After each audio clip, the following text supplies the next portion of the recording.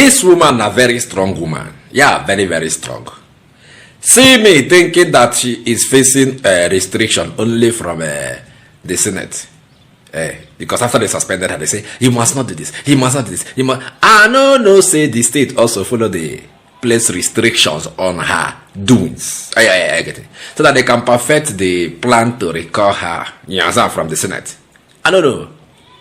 Now, yesterday, everywhere come the bust arrive. I say, wait till they stop, wait till they. Natasha, the trend. I say, because I've been doing one context about Natasha going to meet her constituent. You understand? I got this, say, even state government follow place ban. Say, Natasha, you must not have any rally. They don't call Natasha Shah. But because say she won't come meet her constituent, they try to put restrictions here and there just to make it possible that she will not be able to actualize her aim of meeting the people that she is representing, the legitimate people she is representing, not the people from the other places that are trying to recall her back, that are not even her constituent. Now the thing called sweet me, I say yes. And where the thing call even sweet me past, I say, they say, no envoy, no convoy, coming into the state, no this one, no gathering. Auntie say, if I go by with my convoy, I go get problem. Auntie fly. She turned into a bird and she flew. Oh, the helicopter land there. Natasha is teaching them how to do politics. Natasha is teaching the opposition how to stand up, you understand, against injustice from the ruling party. No wonder when they were suspending her, her last words in the Senate, I say, this injustice will not stand. This injustice will not stand. And today, she is dismantling the injustice. I'm proud of this woman. Every woman in Nigeria should be proud of Natasha now. As she don't go now run her matter, we have seen the legitimate people that voted her to represent them in the Senate. We have seen that they are not calling her back. Because you can see the mammoth crowd. They came out to, and she hosted it in her house. You should not be saying, no rally, hey, no gathering. And they will start seizing venue for where she will do her rally. No! Her own venue, not her house. Now this was fit me. Now later I come there say their minister have been commissioner for information. Don't grant interview on top national TV to tell us how Natasha has broken the law. The law that they put to restriction are the law that they put within 24 hours. I get it. Let me allow you now to watch how this their commissioner for information in Kogi State just momo himself on top national TV. Because who interview and no be baby. No be my journalists. Now journalists will be say he read the law. You know that? In Nakana the guy watching no good. My guy don't know what he want to talk again. From his utterances, he gonna say this one, he don't go. This one not done. Kogi. Una governor, Olodo. See get commissioner for information. Olodo will always appoint fellow Olodos to govern with him. Come and see how your people, your what do they call it, commissioner of information, messed himself up on national TV. I'll go plan for you now. Get patience, watch him. Then come to the conversation and tell me that Natasha is not strong. Watch your video. First and foremost, there was a specific instruction on possession, right? Yes. There was also a specific instruction against transportation by road curfew, isn't it? Right? Yes. There was also a specific instruction as to gathering in public places and holding rallies. Is that right? Yes. Let me now ask you.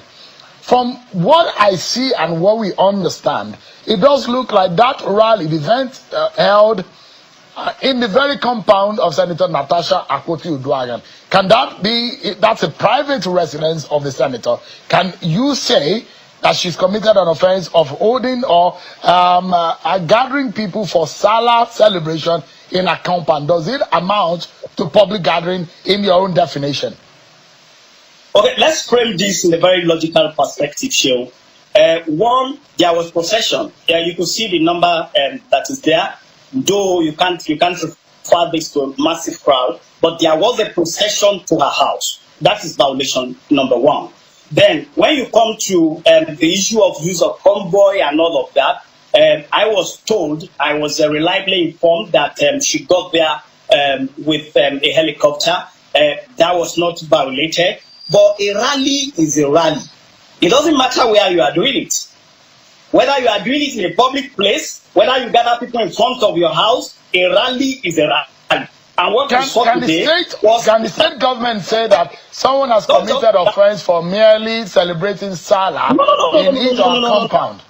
What we are saying, it is not an offense. There were a lot of people who celebrated Salah in their compound. But did you see them gathering crowds to be alleging that the Senate president has ordered for assassination, or the former governor, or the current governor?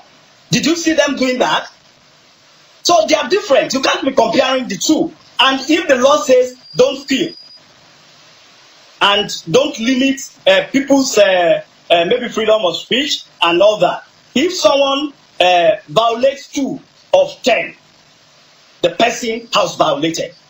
So we should be talking about the violation and not what was not violated. So if you are picking out Senator Natasha Akpoti-Uduaghan, she did not move by road, which does not violate the instruction. She flew into that place, which does not amount to any breach based on the direct specific instruction. She was in her compound, and she doesn't look like she led the procession, if there was one, or any kind of rally into that compound. Also, if in your definition, this is a rally, she said it's a Salah celebration in her compound. But the big question here, Mr. Fanwo, is that with the kind of crowd that is seen in Natasha Akpoti-Uduaghan's house today, who are the people that are behind our recall? If this kind of crowd are also our supporters. Okay, let me start from here, Shion. We both read law. I can understand if you want to be the suspended senator's advocate here. It is not an issue.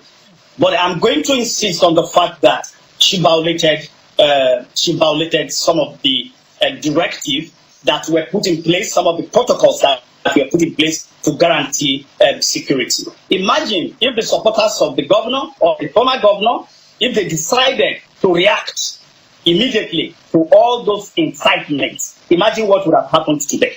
So if not that those people are statesmen and they ensure that there was no violence, it would have been a very bloody one today. So we thank God that that has gone, and I'm very sure that the governor and the former governor and the Senate president will do everything to enforce their fundamental human rights and ensure that this character assassination is not sustained. Let me borrow her words. It's not sustained. I'm very sure they will pursue that. And when you talk about the recall, and you are asking those that are behind her recall, I am saying it. The constituents. I am not from Kogi Central.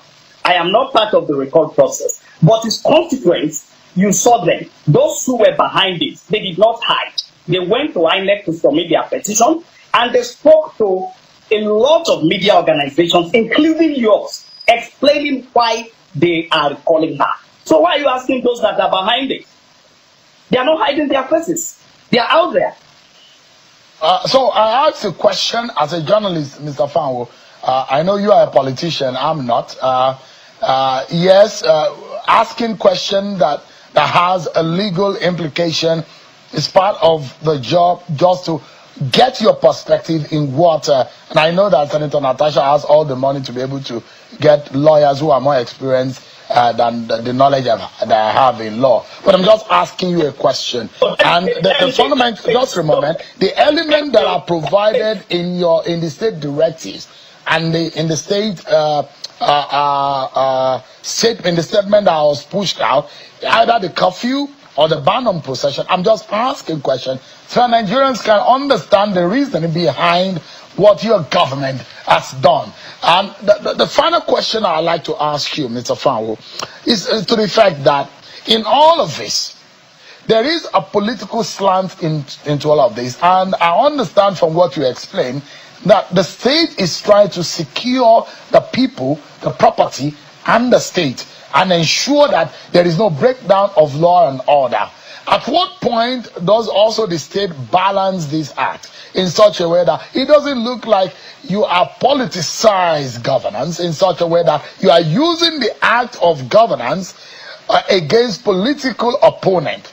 How does the Ododo administration able to balance this? Because the prism and the perspectives are very, very key. Okay, let me say this, Shion. You are everything that I am. You are a politician too, and I'm a politician. I'm not. If you I've never been, politician, and I don't want to be, and I will never be. God forbid. You are a journalist, I am, and we both read law also. So we are very similar. It depends on where you are standing today or any other day, but we are very similar. Then, when the governor was sworn in January 2024, I will quote copiously from his speech. He said, "I will never play politics with security." You know, the issue we are having now is that the media should join the government in fighting insecurity. Imagine that we've lost so many lives today.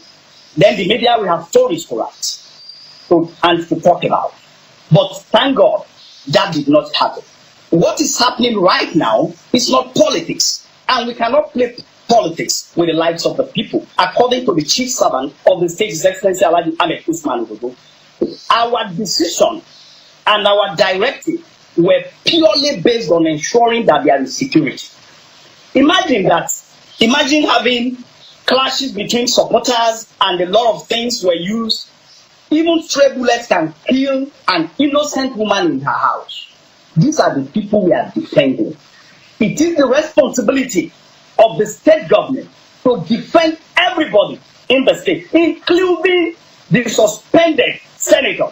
And we did not even ban movement. No, I think it is being reported in a very wrong manner. We did not ban movement. What we said is that if you are coming with a convoy, report to the commands, the state commands of the deploying services, so that they will verify and know that the people you are bringing are the people that are genuine security operatives. Because our intelligence also showed that where they were having communal clashes, some people with vested interest were planning to import fake security operatives, not even in Kogi Central. So you can see that the whole thing was based on security. And no government should be blamed for doing everything humanly possible to secure and defend the life and property of the people. That was what the governor did, and should be applauded for that.